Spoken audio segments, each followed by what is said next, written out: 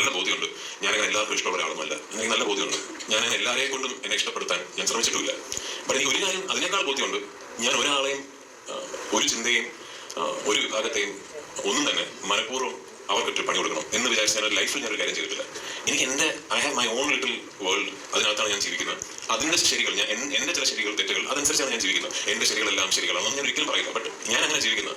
അപ്പൊ അതിൽ ഇപ്പൊ എന്റെ ഇന്റർവ്യൂസ് കാണുമ്പോൾ ചില ആൾക്കാർ പറയുമായിരിക്കും, അയാൾ എന്ത് കാര്യമായിട്ട് കാര്യങ്ങളാണ് പറയുന്നത്, അയാൾ ഇത് തന്നെയാണ് സംസാരിക്കുന്നത്. മറ്റൊരു വിഭാഗം പറയും എന്ത് വെറുതെ ഇങ്ങനെ പറഞ്ഞുകൊണ്ടിരിക്കുന്നത്. രണ്ടും ഓക്കെ, രണ്ടും ഇൻവാലിഡ് ആണ്. നിങ്ങൾക്ക് അങ്ങനെയാണ് തോന്നുന്നതെങ്കിൽ ഷുവർ. പക്ഷേ ഞാൻ സംസാരിക്കുന്നത് is A real me inside of me. അതല്ലാതെ നിങ്ങൾ എന്നെ ഇഷ്ടപ്പെടണമെന്ന് കരുതി ഞാൻ ഒരു ക്രിയേറ്റ് ചെയ്തിട്ട് ആ ക്യാരക്ടറായിട്ട് അഭിനയിക്കുകയല്ല ഞാൻ. അപ്പൊ അതൊരു കോൺഷ്യസ് ഡിസിഷൻ ആയിരുന്നു. If you choose to take that path, I have to tell you that നിങ്ങൾ പ്രശ്നങ്ങൾ നേരിടും, നിങ്ങൾ വെല്ലുവിളികൾ നേരിടും. നിങ്ങൾ ആൾക്കാരെ നിങ്ങളെ ചിലപ്പോൾ ഇഷ്ടപ്പെട്ടു എന്ന് വരില്ല. എനിക്ക് അഫക്ട് എവറിത്തിങ്. I know. അത് എന്റെ സിനിമകളെയും എന്റെ പേഴ്സണൽ ലൈഫിനെയും എന്റെ സോഷ്യൽ പ്രൊഫൈലിനെയും ഒക്കെ തന്നെ അത് ബാധിക്കും. പക്ഷെ ഇതൊക്കെ ഉണ്ടെങ്കിലും രാത്രി ലൈൻ ഗോ ബാക്ക്. ഞാൻ ഒറ്റയ്ക്ക് എന്റെ വീട്ടിൽ ഇരിക്കുമ്പോൾ ഐ നോ ഞാൻ തെറ്റൊന്നും ചെയ്തിട്ടില്ല. എനിക്ക് നല്ല കോൺഫിഡൻസ് ഉണ്ട്.